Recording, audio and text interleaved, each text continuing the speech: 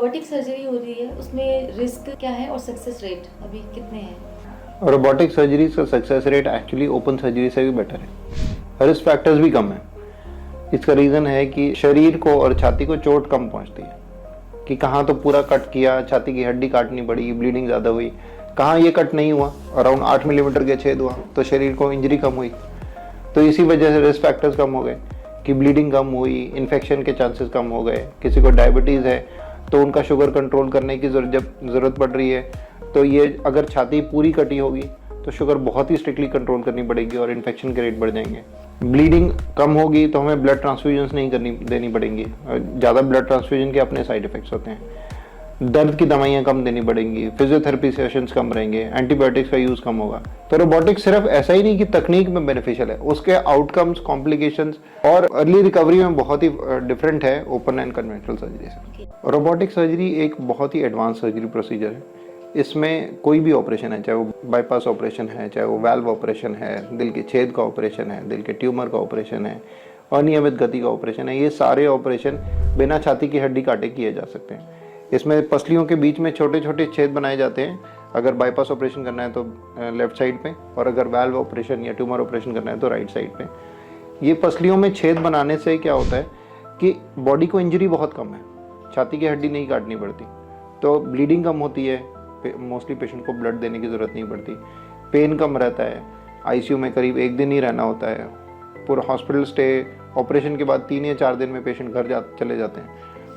1 हफ्ते बाद बहुत सारे पेशेंट्स हमारे, नियरली 90% हमारे पेशेंट जो 1 हफ्ते बाद वापस अपने काम पे ज्वाइन कर लेते हैं। तो रोबोटिक सर्जरी एनेबलर है कि हमें एडवांस टेक्नोलॉजी एनेबल कर रही है कि हम कॉम्प्लेक्स प्रोसीजर भी बहुत ही सिंपल तरीके से कर सकते हैं। जैसे आपने बताया रोबोटिक सर्जरी के काफ़ी सारे बेनिफिट्स बताए, पेशेंट के लिए भी, डॉक्टर्स के लिए भी, तो इसकी क्या ज़्यादा महंगी है ये या कॉस्ट वर्थ है कि हर कोई मतलब से अफोर्ड कर पा रहा है? अपफ्रंट कॉस्ट थोड़ी ज़्यादा है। अपफ्रंट कॉस्ट मतलब एक बारी जब आप पहली बारी ऑपरेशन कराते हैं तब थोड़ी कॉस्ट ज़्यादा है, क्योंकि उसके अंदर इक्विपमेंट ऐड हो गया।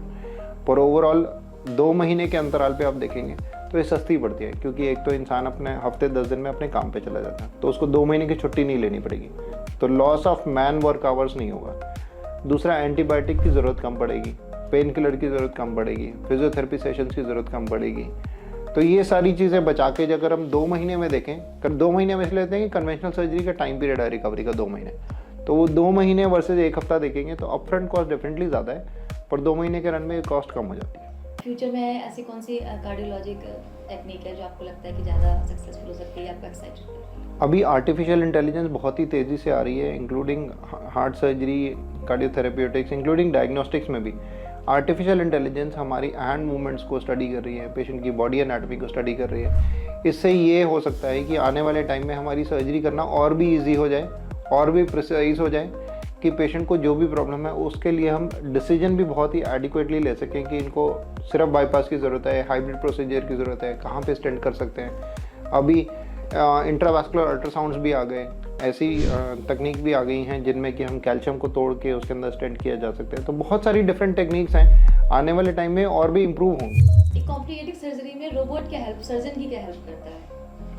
रोबोट बहुत सारी चीज़ों में हेल्प करता है। फर्स्ट ऑफ ऑल मैग्नीफाई कर देता है।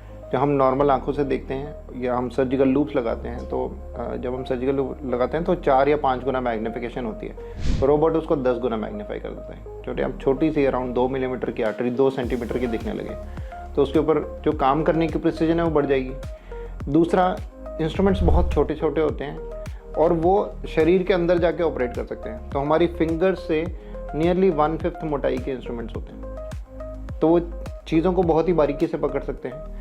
ऐसे ही कोई भी अंदर ऑपरेशन करना है, टाँके लगाने हैं, कट लगाने हैं, तो बहुत ही प्रिसीजन सर्जरी हो जाती है।